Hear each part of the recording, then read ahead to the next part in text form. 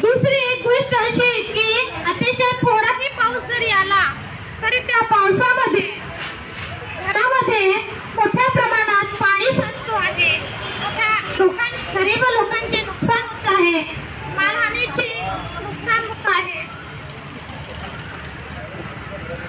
आणि म्हणून कानपूर शहरातील ड्रेनेज सिस्टमच चुकीचं आहे. हे ड्रेनेज सिस्टमच व्यवस्थित केलं पाहिजे, जेणेकरून जी नाल्या आहेत ही वेळच्या वेळी साफसफाई केली जात नाही. नाल्या व्यवस्थित जर का साफसफाई वेळेवरती केली जात नाही, डागडुजी बरोबर वेळेवरती केली जात नाही आणि त्यामुळे मोठ्या प्रमाणात घनकचरा साचून नाल्यांचे पाणी जे आहे ते निकासित होत नाही. व्यवस्थित निकासित होत नसल्यामुळे पाणी व्यवस्थित निकासित होत